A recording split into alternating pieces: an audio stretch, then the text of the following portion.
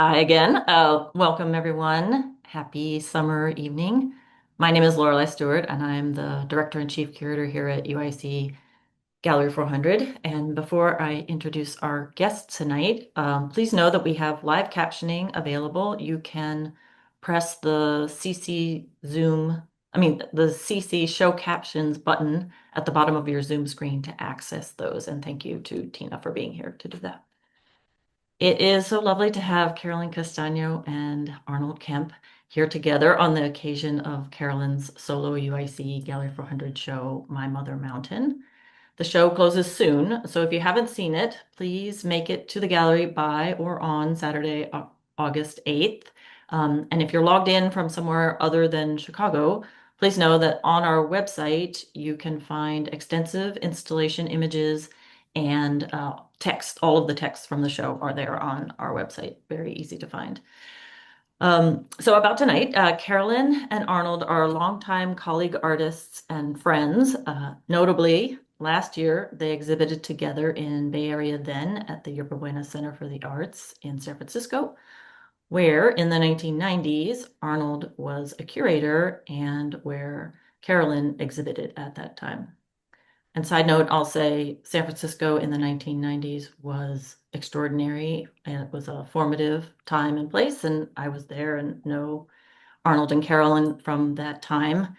So it's so beautiful to see them at this stage in their career and can't wait to hear them talk about their long friendship. Also, notably, in their history, just last year, Arnold curated Carolyn into the show that he curated at Artist Space called Life, a group show. This evening, Carolyn and Arnold discuss her show. They will also share elements of their ongoing dialogue about art making, community, and navigating histories across diasporas. I'll say a little bit about each of them, and then I'll turn it over to Arnold. Arnold is an artist working across sculpture, painting, performance, video, and writing. His recent solo shows include those in Chicago, New York, Maine, Los Angeles, and Mexico City. And his first institutional survey exhibition, which is titled Not One Thing, opened at the Tufts University Art Galleries just this week. He is a professor of painting and drawing at the School of the Art Institute. Carolyn works in painting, drawing, video, and mixed media installation. She has presented solo shows at the Craft Contemporary and the Orange County Museum of Art and been featured in group exhibitions at the Los Angeles County Museum and the 56th Venice Biennale. Last year, she was awarded a Guggenheim Fellowship in Fine Art for work related to what she has on view currently at Gallery 400. I think that's all I'm going to share, so I'll turn it over to you, Arnold. Thank you both for being here. Thank you. Thanks for inviting us, and I wanted to thank everyone who's joining us online to just thank you for being here so that we're not like talking into a vacuum. I have this background which I hope that makes people think I'm on the beach in Colombia, but actually I'm stuck in a hotel room because I couldn't fly out of Boston last night because of weird weather patterns and all the planes were grounded, and I'm now stuck in a very spooky hotel in a spooky hotel room that makes me think it's a place where people have love affairs. Um, Ooh. Carolyn and I are old friends, but I kind of prepared an introduction to get us started. Um, so Carolyn is a first generation Colombian American artist born and raised and educated in California. Carolyn, your practice considers the geography your immigrant family has traversed through the lens of culture made there and the lasting impacts on that geography of patriarchy, colonialism, and capitalism. Your own making uses a variety of media, painting, drawing, textile work, photography, video, and installation, and a range of formal vocabulary such as landscape painting, botanical illustration, portraiture, particularly of women, and geometric abstraction. You've said that your work dovetails with your experience as the daughter of immigrants, and that's sometimes contingent with mobility, borders, and boundary crossings. You also have said that as an artist, your goal is to ask how painting might be of continued relevance to thorny questions of history, culture, and the environment. So Okay. I thought with all of that out there, I think that we could just get into any of these subject matters, but maybe we should also talk a little bit about, just to begin with, how do we know each other? Yeah, well, thank you, Arnold. And that's a nice introduction. Well, and thank you, Lorelei, for inviting me to do the show at Gallery 400. Um, yeah, well, how do we all know each other? How I know Arnold and actually some how I know Lorelei. We first met in San Francisco, where I went to the San Francisco Art Institute to do my undergrad. And San Francisco in the 90s.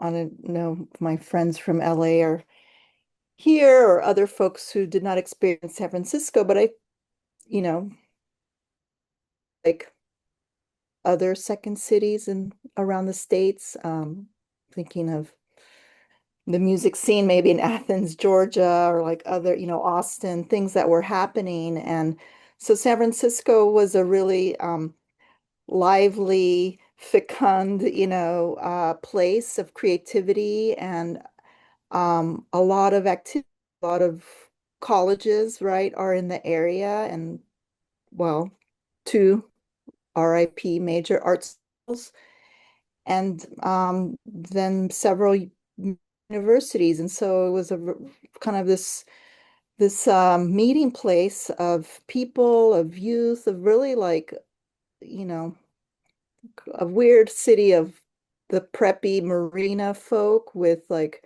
a weirdo punk rock scene, maybe a relative or a progression of the hate ash, the hate Ashbury memory. And so, I went there, I went to the Art Institute, kind of like in love with the architecture and finally felt like I met my weirdos and met Arnold. I remember meeting, the memory I have is of being at Southern Exposure at an opening, and Southern Exposure was and is still a nonprofit artist space um, that, many young artists and, well, not exclusively, but at that time, many younger artists got serious exhibitions there, and we would all go to the openings at Southern Exposure.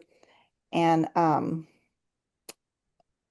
and then that's where I remember meeting Arnold. I feel like you were wearing a white shirt and your hair was really short, and you were like, and the maybe because my roommate later on, Amy Burke, who's from New York, and I want to say in that East Coast way of being like, so what do you do? Like kind of more confrontational, and me being more West Coast laid back and still, and I'm still shy and somewhat reserved, but I've worked through my issue, being 22, met Arnold, he Mhm. was like, "What's your story? Or what do you think of the show?" And I was like, "Whoa, whoa, I don't know." And you were kind of quirky and sort of like you're like what the kids now called whimsy, but with an edge, like, and I was like, wow, who's that? And so on,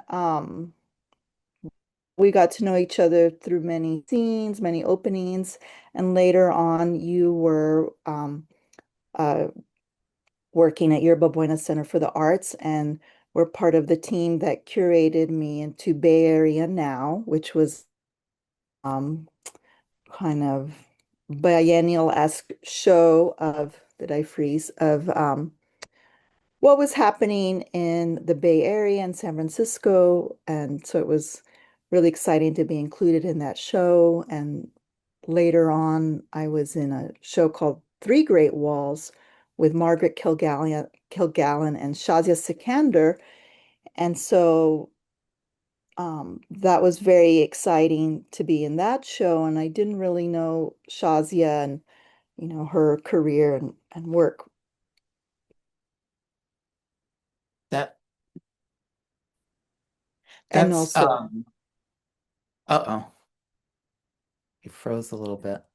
oh, I was go just going ahead. to say for the audience that Bay Area Now was this tremendously big deal. It was like the show that grew to be a show that um, many, many artists in the Bay Area wanted to be part of. The Yerba Buena Center was a really big institution that was created to sort of highlight the local artists in relationship with their national and international peers.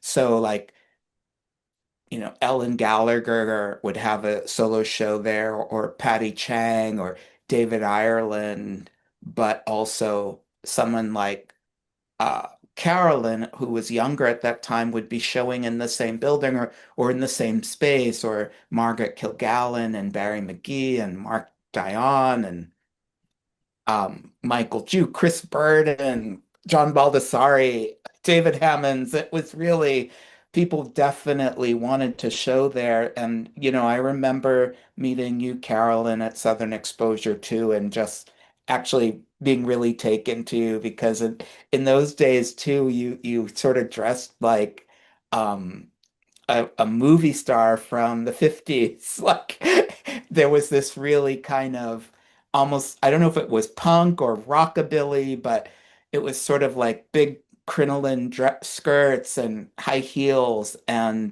but it also had an edge, like just to really look different from other people who were going to like the Art Institute and they'd be covered in paint and they'd have really short hair.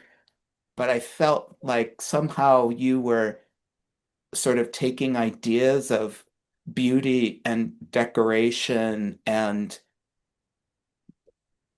making us pay attention to that as something I think that also was related to like issues of class and race. And that was super exciting. I Mhm. think people thought I went to the Art Institute as a student. I never did. I moved to the Bay Area. I didn't know anyone there. And I started to get to know people through the scene and then working at Yerba Buena. And it was such a great thing to see this exhibition, Three Great Walls, come together. So Shazia, Carolyn, and Margaret Kilgallen each got a giant wall, 25 feet high, probably 100 feet long, to do whatever they wanted to in a 5,000 square foot gallery. And it was great to watch those pieces go up and stay up for a long time. Um, but I think after that, Carolyn, you went to Skowhegan, I think. And I know you Mhm. studied with Jacob Lawrence and Jessica Stockholder, and Nan Golden was there. Do you have any particular memories of that time at Skowhegan? Yeah, well, you know, it was also a great experience, right? Like 9 weeks in the to make art and to meet professional artists and artists from all over the country, younger artists. Um, and I guess I had from the Art Institute time, I was making paintings in kind of oil and trying, I want to say trying because it's a lifelong practice of learning and improvement, like trying to paint like more dimensionally and painting these portraits in a more traditional manner of family, or these early portraits that were kind of my um, first serious body of work based on albums that my father had at home. And when I would come home to visit, he had these tango, all this record collection, and a vast like tango record collection. And I was just like enamored with these portraits of these like men and like these kind of romantic. And so I made photocopies of the albums and brought them back to San Francisco and made these like very oily Renaissance-esque portraits of them. Um, and then made some more work in that vein. But then when I went to San Francisco, I'm not to Skowhegan, I should say, I felt like I couldn't really work in that way, or I was already kind of anxious and wanted to do something else. And I started working in a more kind of loose, almost diaristic, like cartoony or kind of my own illustrations and thought bubbles. And I converted my studio into um, this kind of large mural, kind of these thought bubbles of a young, 20-something-year-old, and also illustrations based on photographs I had taken of, my friends in Skowhegan, or photos I brought with me from my artist community in San Francisco. And I think, oh, well, I think Bay Area now was after Skowhegan, because the work that I did for Bay Area now was this long scroll drawing, um, using new language, new for me, language of kind of words and thought bubbles and kind of comic book inspired, and also maybe inspired by like Mexican or Latin American like romance novel, like these romance comic books that they sell at newsstands that are little body, and they're sort of a um, in the tradition of like 1940s illustration. There's always a little TNA in there, so not to be left around for the kids. So, so I was kind of inspired by that, um, and so then, but I would take photos of my friends, and if you remember the not late, well, it was like 97, the 90s, San Francisco, we were doing our own fashion school, drawerly, like imagistic, I guess. Um, but in other cities, it was like, painting is dead, and like photography, and still like a lot of conceptual art, and would take these photos and in love with my photo. Like, why can't the photos be the art? And I met with, one of my studio visits was with Nan Golden, and I was like, well, I think maybe I just want to do these photos because I'm meeting with the Queen. She was like, oh, no, no, no, anyone could take photos, which is not true. You have something special, keep drawing. And I'm like, okay. And, um, but I kept doing that. I still did everything. And when I got to grad school, well, let's just say, and so the way I would dress in San Francisco, I mean,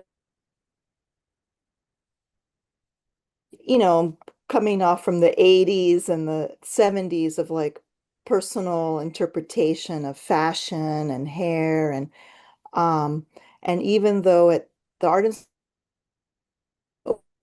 overalls, I would come back from LA, and a boyfriend I had at the time said, you always look a little different when you come back from LA.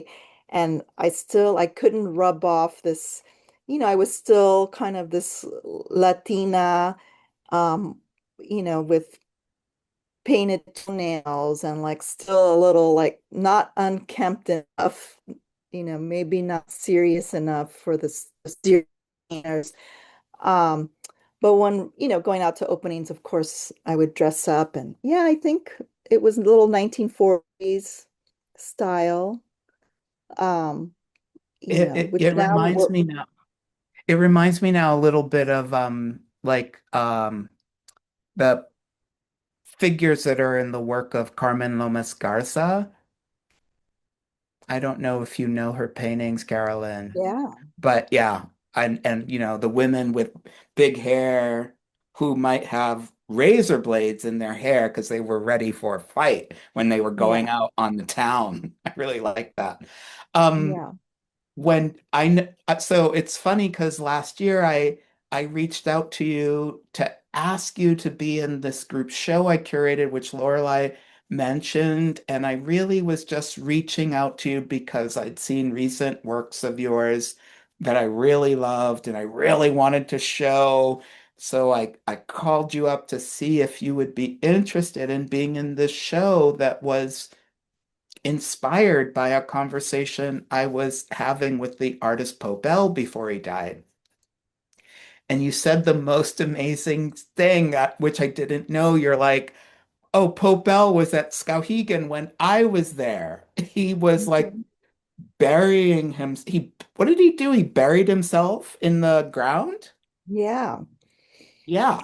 So yeah. that was a funny, a strange connection that I didn't know you had. Mhm. But if I go back to thinking about you in LA, I'm also thinking about professors or other artists you came into contact with, like Larry Pittman, who's another Colombian American Mhm. artist, and I think he was important to you in grad school. Um, do you want to talk about that? Talk about Larry? Yeah. Because I have Well, a ton of questions. yeah. I mean, we're going for 4 hours, people. No, Um, no, we won't. yeah, well, a little bit. I wanted to return to LA and I wanted to go to UCLA or a school in LA, but I really wanted to go to UCLA to work with, and I loved his work, and I felt like our work had a lot in common, or I could really learn a lot from Larry. And so, miracle, I got in, and um, I he let me work with him, which not everybody who wants to work with him is always, allowed on the list of students he'll work. Um, but it was still the late 90s and early 2000s. Um, it was still like post multiculturalism, denial or like shaming of like if you're serious art, you're not going to you're not going to talk about your issues or your cultural background, or make work that is using materials from your cultural background, because that was considered, you know, something not serious, or there was a kind of shaming, right? And so um no one would call it that, but it was very discouraged. And so um when I went to UCLA, I was making this work which, I thought I could pass the go under the radar. And of course, the white, ha ha ha, we knew you were ethnic. No, I'm just kidding. But I thought, no, it was not overly, something. And but I still had my interests, and I started to um make I was really film and like video, but my film interest was not like in the traditional performance video tradition of art that we had seen. It was more inspired by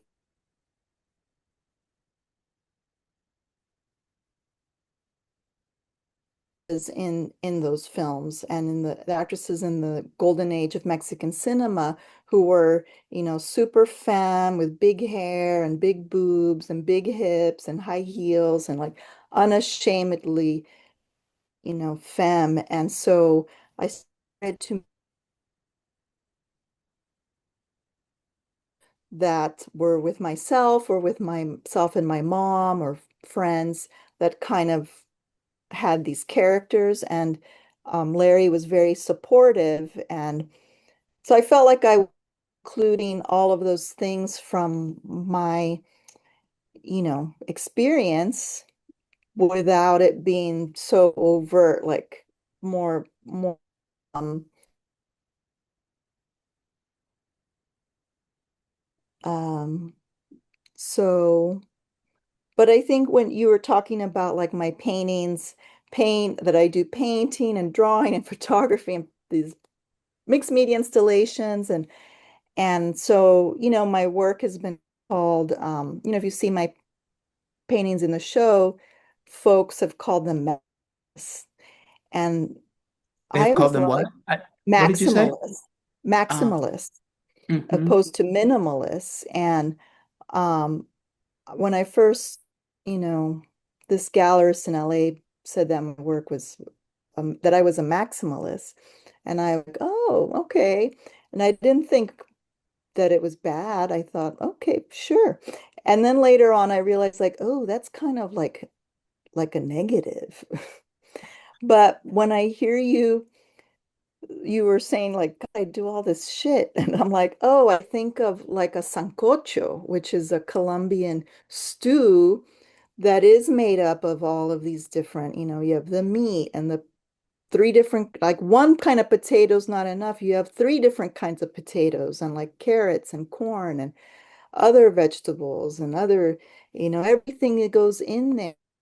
And yeah, it's delicious. And there's many traditions of so, in Brazil they have like the feijoada and maybe in the South there's, other kind of stews. Maybe the stew is about a kind, we were talking about the strategy of making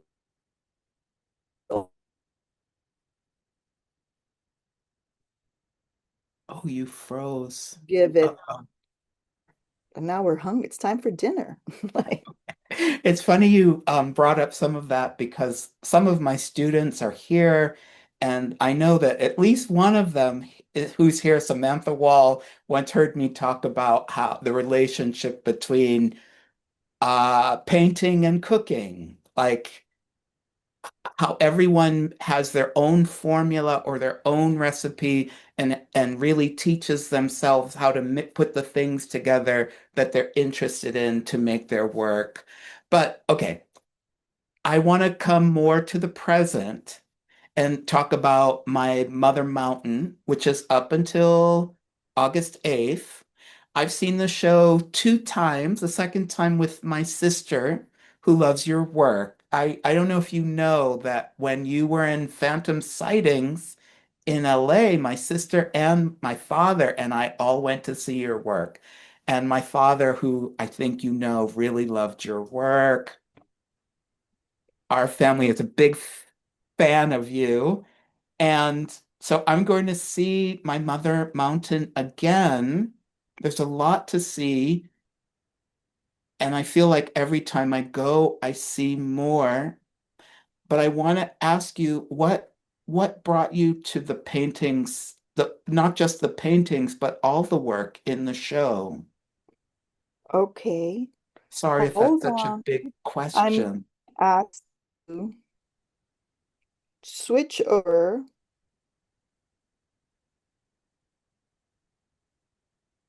I'm going to change to my phone because I guess I keep getting cut out.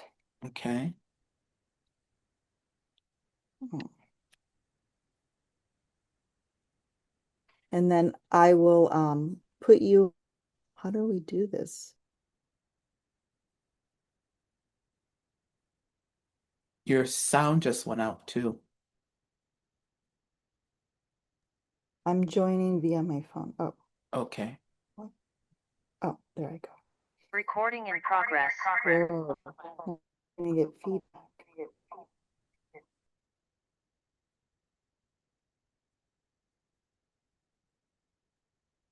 Now we can't hear you again. You're muted.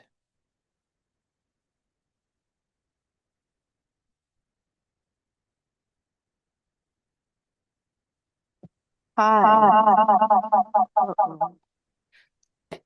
Yeah. Hi, how about this? That's interesting. Is That's it, I mean, interesting. distant?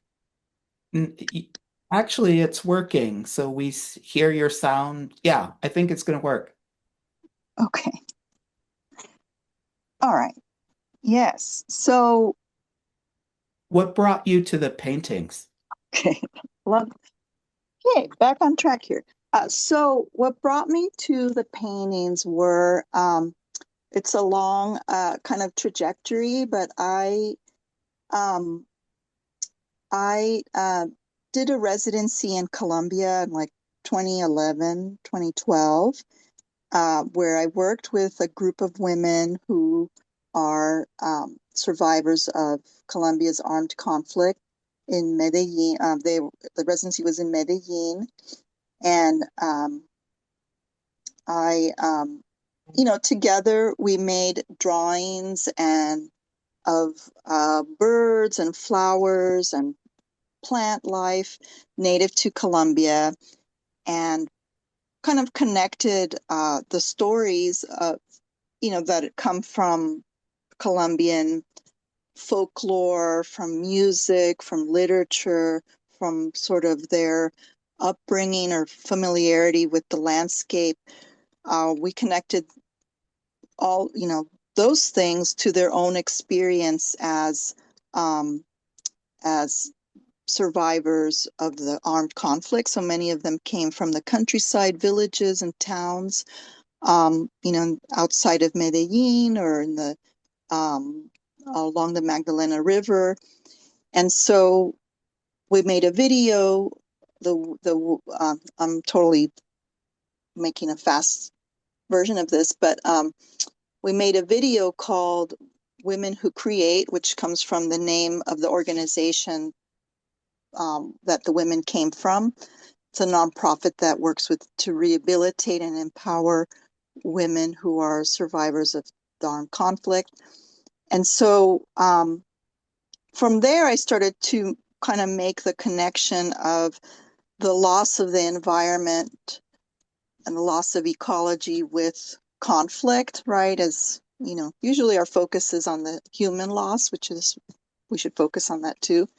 But kind of what happens during the conflict, right? What is the environmental devastation? And so I started to look more at representations of the Colombian landscape, and found myself looking at the work of Alexander von Humboldt, who was a 18th century Prussian botanical scientist, and who traveled throughout the Americas, and um, kind of a botanical rock star, measuring the mountains and the rivers, and collecting the flowers and the plants, and studying everything and bringing it back to Europe.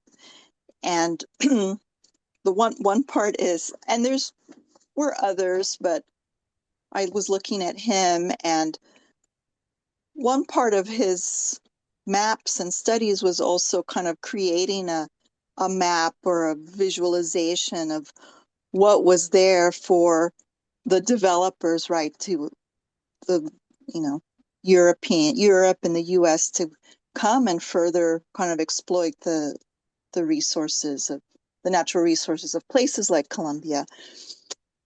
But what he also started was the kind of he became very popular. Now my dog wants to get in.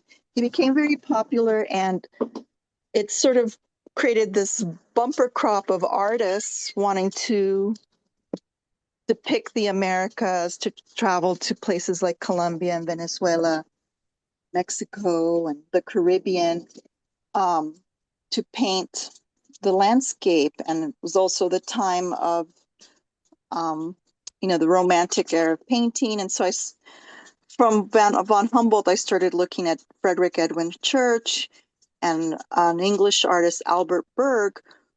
And so I was really interested in how Albert Berg made these litho prints of the Magdalena River. And there were, the river and the jungle, and very bucolic and paradise seeming, but left out all of the violence of the colonization, of resource exploitation. And so I made a series called Tropical Physiognomy of the Magdalena River after Albert Berg. And I copied his compositions, but then input kind of more of the violence. And so you'll see like a head floating down the river, or like a hand in the buried underneath the jungle plant foliage. And so that's how I kind of got started with the landscape, and kind of thinking of my version as being in a counterpoint, or a counterpoint to the kind of European framing of the landscape, of the traditional, perspective and horizontal framing of the landscape, and thinking of mine as being in conversation, but also in like an interjection, or like a yes, but this also. So there's been a lot of different bodies of work working with the sort of the native plant life and flowers and plants of Colombia, and other more fantastical ones. And so how I got to Mother Mountain was I was looking at Frederick Edwin Church's paintings of the Andes, and you see the tropical glaciers of the Andes of Colombia, and there's some of in Ecuador, and kind of recalling visiting my mom's hometown it's called Santa Rosa de Cabal, near Pereira, which is near the Los Nevados National Park, that encompasses several of Colombia's tropical glaciers. And so I started to recall going to visit this town on family trips, like, oh, we're going to the countryside, and we would go visit a great aunt who was a coffee grower, like very, very humble coffee grower in the mountains, and we'd have to hike up, and we'd be like, oh my God, this is not my American, vacation. And but kind of grew up having those experiences, and then visiting the town throughout the years with family and my mom, and remembering that you could kind of see the glaciers from certain mountaintops in the distance, and just being like there was a what is it called, a dissociation of, like, we're in the tropics, but there's like the snow and this mountain in the distance. So with the work, I was just became more interested in climate change and glaciers, and how I started reading up on these places, and how many of them have stopped being glaciers, have melted, or are not considered officially glaciers, and many are in the current state, evolving and changing, and being declassified as no longer glaciers. And so I wanted to kind of honor them and paint them and recall them. And so I did my first sort of series called Kumandai Beautiful Mountain, which showed at uh, the Craft Contemporary Museum in LA. And so my mom came to the opening, and she's, you know, 90, she was 90 then, in a wheelchair. Her caregiver's wheeling her around, and she's like, oh, I remember, she's like, oh, Nevado del Ruiz, and oh, Santa Isabel. And she started reciting all of the names, Mhm. of the glaciers. And I was like, what? Wow. You know these glaciers? Mhm. She'd never mentioned them. Other Mhm. people had mentioned them, but not her. And so she knew a lot of the names, and I was like, wow. And Mhm. so then, kind of back and forth thinking about the names of like Kumandai, or there's another word, another name. Kumandai is the indigenous name for Nevado del Ruiz, and it's also known as Tama. And so Kumandai means beautiful mountain, and Tama means old father. And there's a name.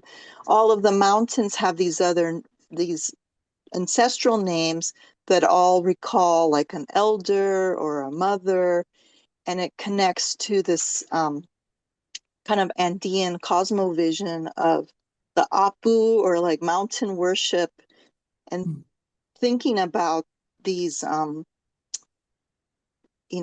masses, or Mhm. these parts of the ecology, I guess, as beings, and as being entities or elders. And so I was just really thinking, if we thought of them in that way, we would take care of them more. And kind of connecting also with my mom and her, um, you know, as she's aging, and she's an elder, and Mhm. all of those things. So, um, oh, The way yeah. you talk about the work makes me think about, well, one thing that the way you are approaching ecology or the landscape, it it's completely different from those older European artists you mentioned. It's not extractive. I think it's more like interactive, or actually kind of almost like a spiritual pursuit. And Mhm. I also, looking at the paintings, I've never seen works like yours. And so I think we should spend a little time just talking about how you use unusual materials, how sometimes one work gets recycled into another one, how there could be sort of a mix of high and low with Mhm. sort of glitter or bedazzling or fringe, or um, how there'll be uh, pre-printed material mixed with watercolor. Um, but it all comes together seamlessly. It all, like, I'm talking about all of these different things happening, but when I look at the paintings, it's hard to see I don't see them happening in different planes. A lot of it is on the surface. And in fact, unlike some paintings, the paintings come at me. I feel very excited. Like, these paintings are coming toward me, and I'm going toward them, and kind of looking at them in kind of my Western trained eyes, to try to like think about push and pull or something very abex like that. But the Ooh. paintings come toward me in a really exciting way. Like I said, I've walked into Gallery 400 twice to see your show, and it's just like, wow, is the first thing I want to say. But um, Well, I could share a couple of images of, yeah, we're gonna have to take some questions soon. So okay. um, there's something else I wanted to say. Like, I wanted, what I think you described Yeah. rasquachismo, and I think we should talk about that. Oh, this Okay. looks great. You're sharing that piece. Yes. Yeah. Let's see if Wonderful. it will let me, I don't know what will happen if I do this. Oh, here we go. Lovely. Yeah. Oh, no, no, no. Yeah. Oh, trying to make you guys dizzy. Those are the babies. Okay. Um, yeah, so just for folks who maybe have not seen the show or seen the work, this is one of the first mountain called Kumandai, beautiful mountain, El Nevado del Ruiz. And it's, I don't know, I'm bad with remembering numbers now, but it's about 12 feet wide and 6 or 7 feet tall. And it is like, it's like I wanted these panoramic style paintings like Frederick Edwin Church, although I think his are bigger, Edwin. Um, but um, and they're watercolor paintings or on watercolor paper that's cut up and kind of refashioned and fit into the landscape. And then there's elements of the foliage which come from another watercolor painting that's cut up and assembled to fit in. And then the geometric pattern is painted on, but the shiny elements that you see are sequined fabric squares that I inlay in there. So it takes forever, Jesus. And there's also fabric swatches that I fit into, like if there's like a good place where I'm like, oh, this could create that trompe l'oeil or, that sort of fool the eye effect of like that's part of the landscape. And that's always really exciting for me when those moments happen. And I think, well, one is I'll go to the rascuache. One is, those kind of creating magical moments or fooling the eye effects, which I think I really, love in Larry Pittman's work, where I'm like, oh, that scene that looks like a Venetian, you know, um, old-fashioned Venetian seascape inside this painting, and like this other, there's like different things different timelines happening at once. Is really great, and the magic of um, painting, which is not it's like FUAI. But we I was telling Arnold in a conversation about maybe this impulse, right, comes from, it's like a strategy that comes from this idea of rascuache, which is a term maybe that came from Chicano art. Maybe it was Tomás Ibarra Frausto who um, called it, coined rascuache, and it's this strategy of, I don't even know if I'll get it right, of doing with what you have, right, and Mhm. maybe changing the meaning of the materials, right, um, Mhm. and I think maybe that is something like a strategy of, it's this kind of strategy that comes from maybe, you know, being, from poorer communities or from being from countries where you have to make do and improvise. And so there's this alchemical, magical thing that happens with, like, I mean, I told Arnold this example, which is kind of made up, but things like that would happen where the doorknob on the back door of the house at my grandfather's house broke off. And so maybe he couldn't get to the hardware store, or he didn't want to buy one, or we needed to open the door now. And so he would fashion you know, a block of wood and screw it onto the door, and then that would be the handle for the door. And then it would Mhm. just stay like that for many years until a doorknob was bought, right? And so making things do other things or stretching their meaning. And so I think of the fabric is printed, it's like recycled, or a lot of it is found at like thrift stores and repurposed. And so with these tropical patterns that ironically are also maybe from clothes that are made in, um, you know, places with landscapes like this still or no longer, like in Central America or Haiti or Colombia.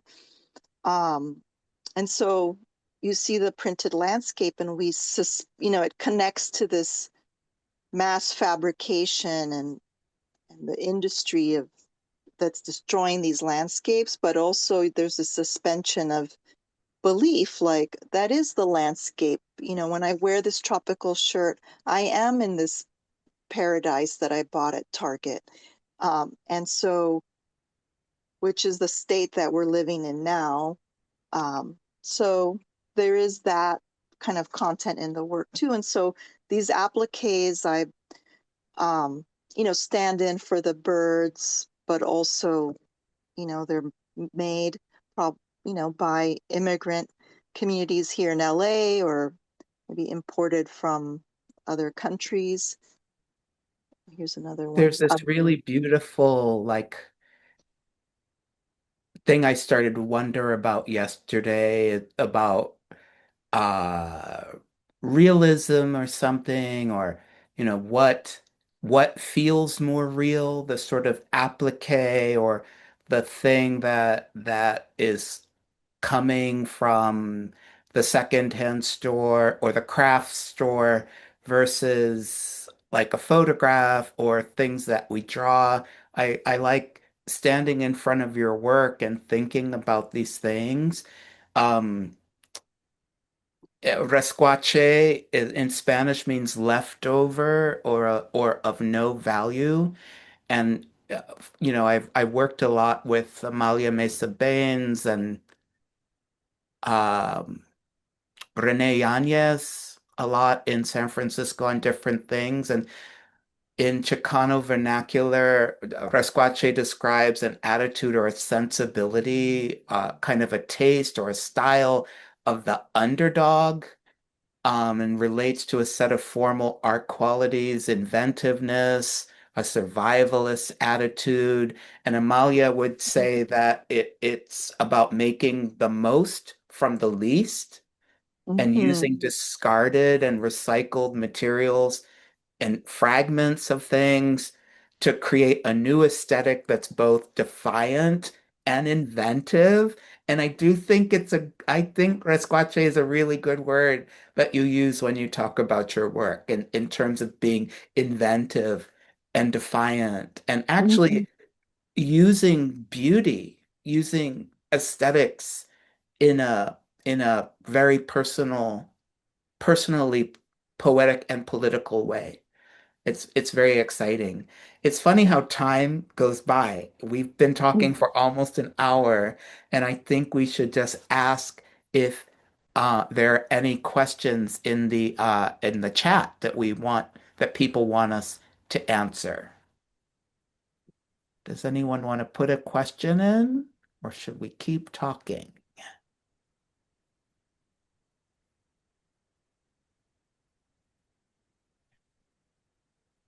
Well, I didn't see. This is Lorelai, and I don't see a question there, but I did want to say that I really appreciate Arnold, you shaping this conversation from your perspective as an artist, a writer, a curator, from these multiple creative, as a teacher, from these creative capacities that you have. And um, as you've been discussing Carolyn's work, I wonder, and obviously you've had such a long connection and conversation with her over time. I wonder what kinds of connections you can draw between your own work and hers. Yeah, that's my question. Yeah. That's interesting because I've been asking. Carolyn, about other artists. Some are painters that her work has a relationship to. And as I was thinking about it yesterday, I was talking about, uh, let me see, hold on, I have to look back at the text I sent Carolyn to remember what I said, but I was very excited to think about, well, Larry Pittman, Tomashi Jackson, Rodney McMillian, and Christine Wang as painters whose works have a really political edge. And Carolyn is in that mix too. And I am also, like, our work doesn't look to the same, but I don't think it's just about sort of mm, abstract expressionism or, just sort of random, not random, but we're not just trying to express, but we are trying to interrogate with our work, try to ask interesting questions of the world. And in my own paintings, somewhat like Carolyn's, I don't use traditional materials. I barely use oil paint because I think of it as the tools of the master. And I'm kind of not interested in the tools of the master. So I've used glitter and doll's eyes and a lot lately with aluminum foil. Also, a lot of my supplies for my work don't come from the art supply store. I get them at the grocery store, the hardware store. I make a lot of my own pigments when I'm doing watercolors, and I have been making a lot of watercolors recently. And I know I said that thing about not using oil, but I am starting some little oil paintings. But I love when I say little, they are small, and I think that is also a way of being defiant against the spectacular, the desire for the spectacular that I guess the art world or the galleries want to have. My first 5 shows I made, I didn't have it studio. I think Carolyn was probably the same way. We just made things in our living room or in our bedroom or in our kitchen, and we made do with what we had. And I'm pretty much the same way, although I make a lot more, and I am making bigger things now. That's part of the answer to your question, but I barely use regular materials. Yeah. Thank you. I also think there's, like Carolyn said, the word alchemical, and I've said that too, because I think there's a cool thing about, like, how do I turn this low thing into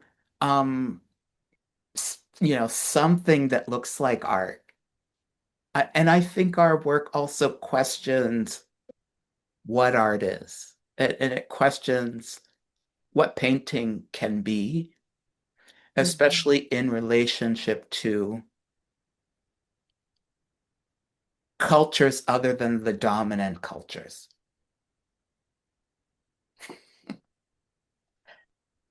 Yeah. You're a Squatchet too, Well, in a different way. one of the things that has always connected us that I don't think people realize is that my mother is from Panama. So when Carolyn and I started talking and I realized that her family is from Colombia and my family's from Panama, I realized that we have a lot in common. And um, at one point, I knew Carolyn was thinking about curating a show once about other kind of Latin people who were in San Francisco, but weren't, like, embraced as much as by, like, the Galleria de la Raza. Like, um, I'm still curating that show in my I still want to be in it. I'll make something super resquache for you. No, I mean, do whatever. I mean, that's the point that Mhm. I mean, we're going down another path here, but yeah, I mean, that was, just about what are our expectations of who is a Latinx, and what is the work supposed to look like? I mean, which I know, Black artist friends have also had these conversations, right?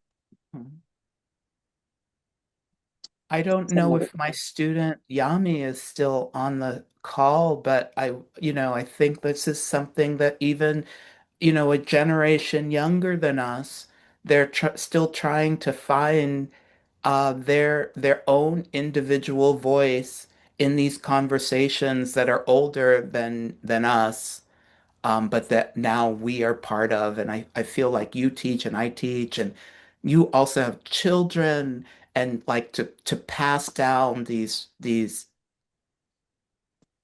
ideas, to pass down culture through language and example, I think is really important. mhm. Is Yami still there? So I can't tell who's on the call anymore. Oh, she is here. Yay. Yeah. Oh, here she is. There. Yami's a great artist, everybody. Next generation. Yay. Yeah. Well, one of your questions was, how do you sustain your practice? Yes. And I guess I had thought, well, how do I sustain my practice is, um, I mean, there's different levels of how, sustainment, is that a word? Or Um, yeah. and well, I guess when I was in undergrad, the word on the street or the advice from my teachers was to be, to get a master's, an MFA, and to teach art, and that was in college, hopefully, and that was a good day job for an artist because you could have summers off and winters off and a flexible schedule to work in your studio. But more importantly, to have some independence from being having to rely on sales, right? Or some artists who maybe make it, quote unquote, or become very successful sales wise, are then a little bit in a trap of having to reproduce the same work over and over again to keep those sales coming, because now you've entered capitalism and you're part of the market, and those collectors want this, they want to buy something that is recognizable of their product.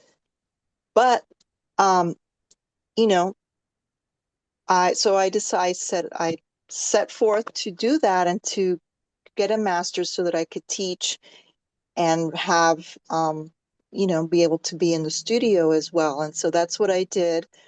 And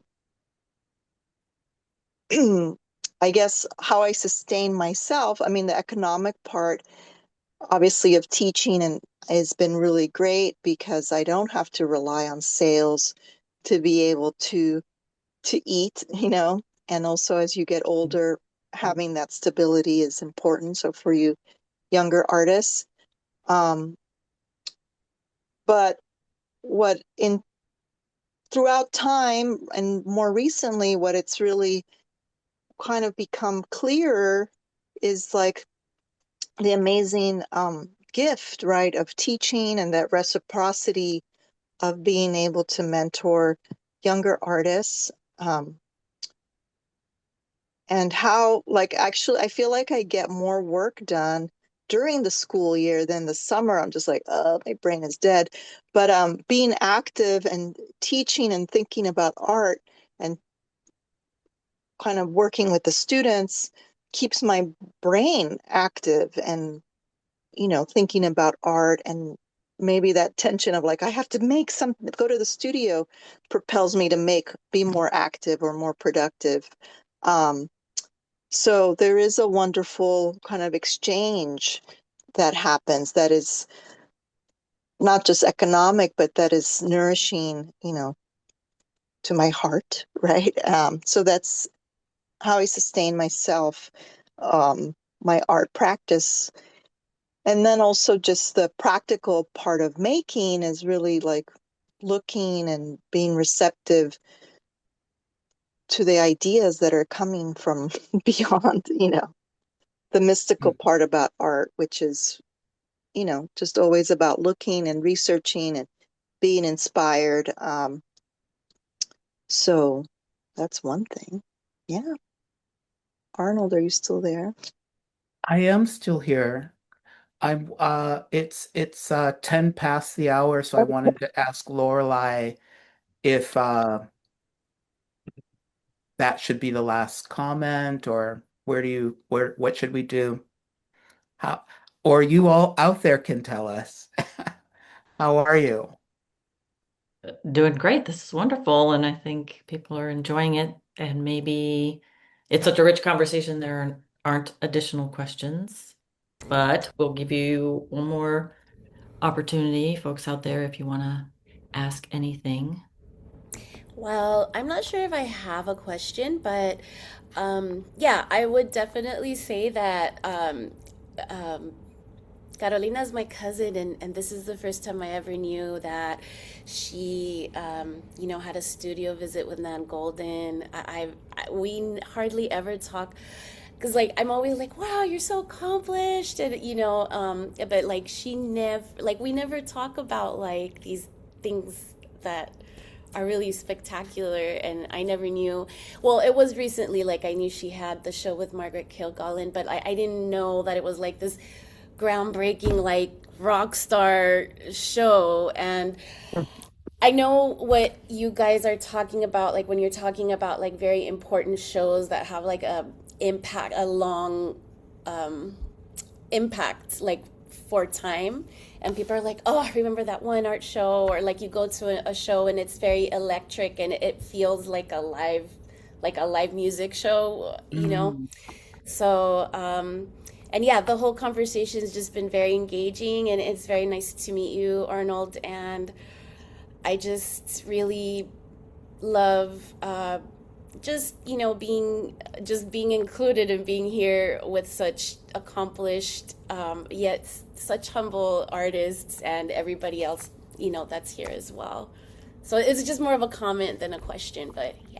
It's really nice to Oh, meet you, because you're Carolina's cousin, because I tell everyone that Carolyn is my sister. Ah, Because, I yes. think there's something about chosen family, Mhm. and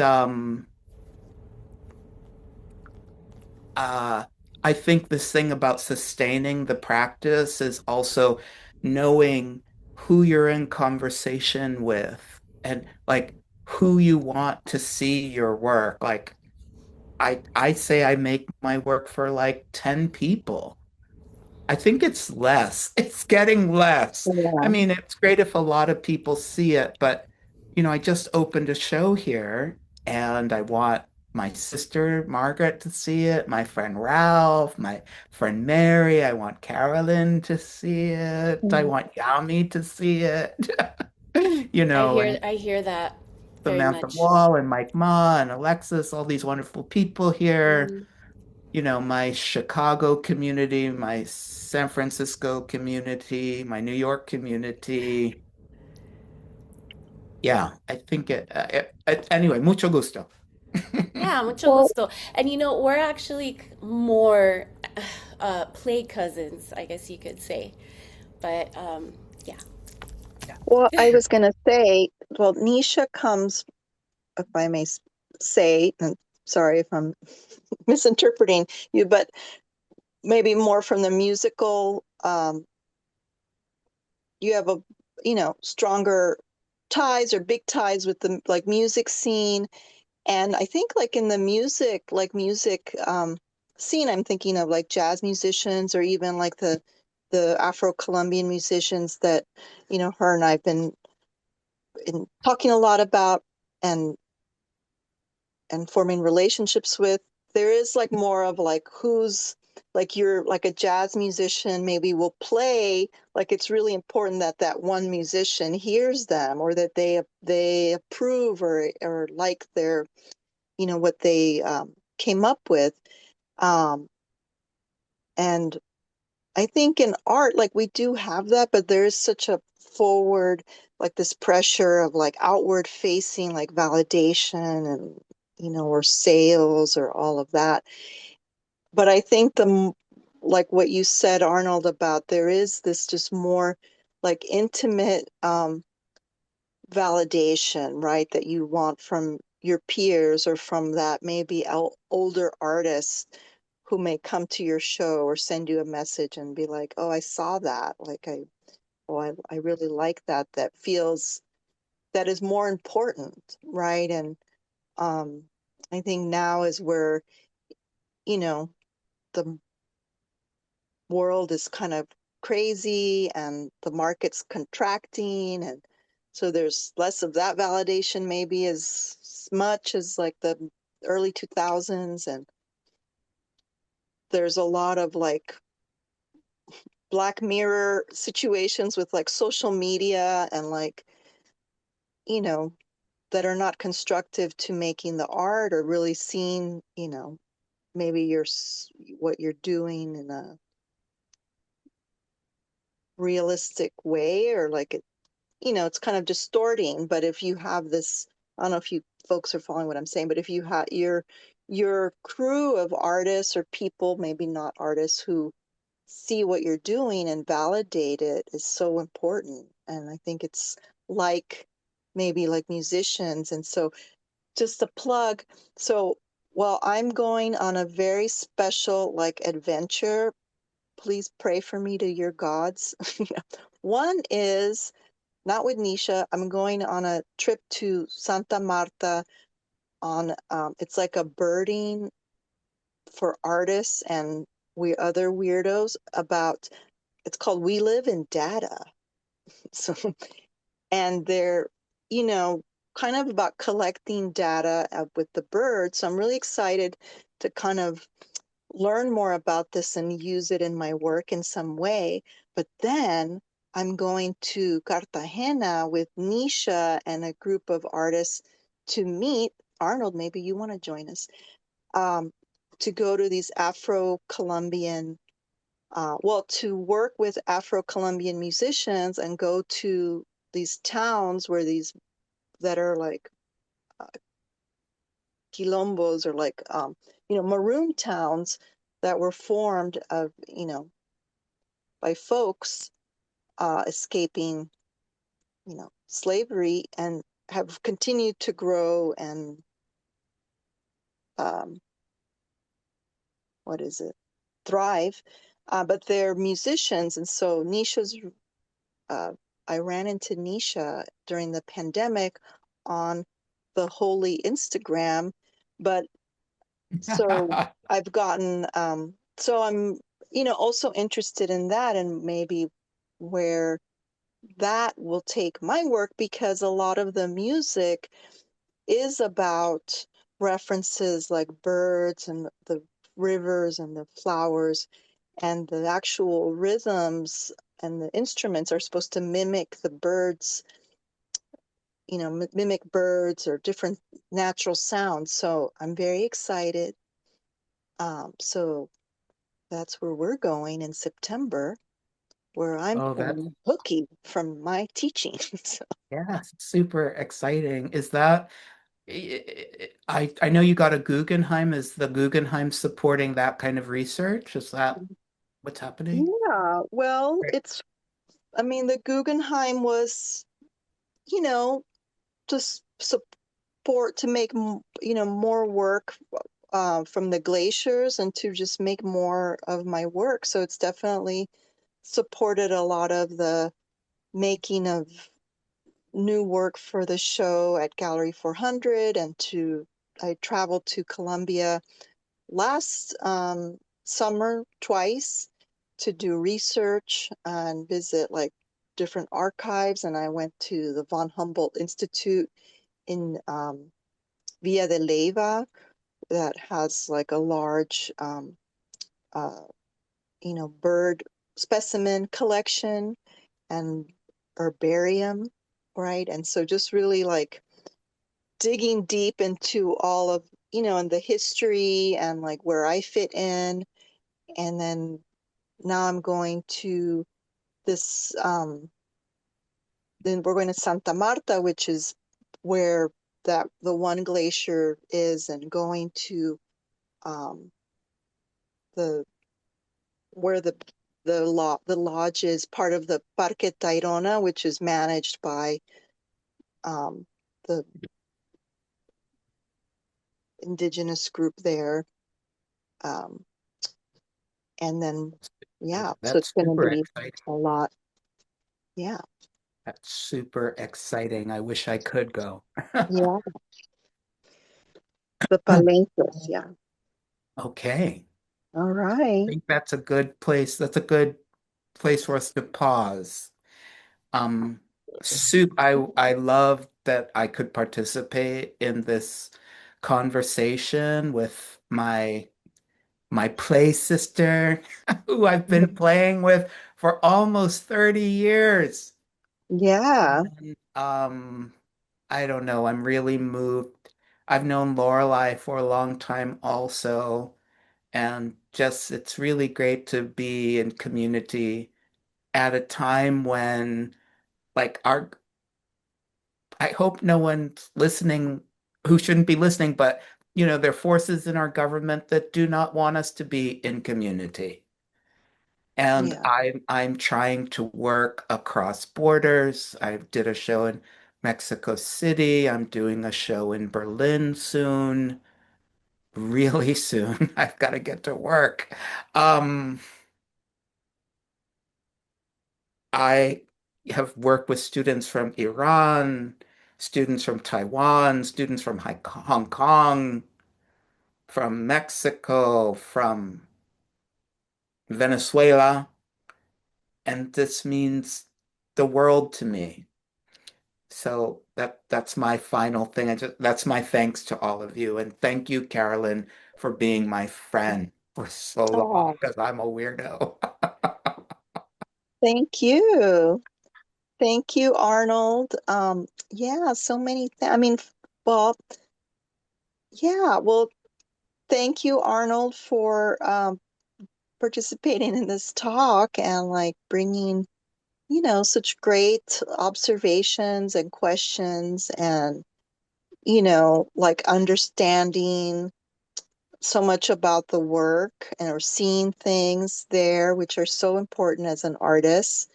And yeah, we've known each other a long time. And same with Lorelai. Thank you for inviting me to do this show. And I ran into Lorelai. I hadn't seen you like in 20 years or 15 years. I ran into Lorelai in New York at the CAA conference, crossing the street. And I was like 5 months pregnant, but in that period before, you can't tell anyone. So I hadn't told anyone. And I was going to an interview at CAA. Um, and anyway, it was like, oh, hi. Anyway, and then I didn't see you again for 12 years. So, because now the kid is going to be 13.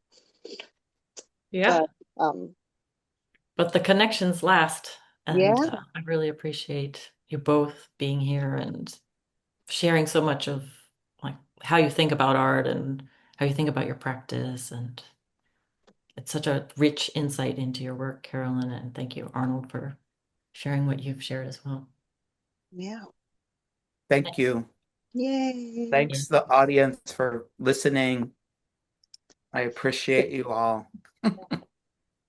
Thanks Good for night, coming on the everybody. Zoom. Like it's like 2021 all over again. I Like, felt Funny. that too a little bit, but we'll get together soon. I'll come visit you or I'll see you somewhere. I I see like the Alexis all Zoom the talk. time. I I run into Alexis all over Chicago. I told my friends they could just play it while they're at work or driving, and that's what I really loved about the COVID Zoom webinar innovation is that you could be anywhere and you could be on a Zoom and even be in class, as I've discovered students hiking and they're in class. But you're, creative, those kids. But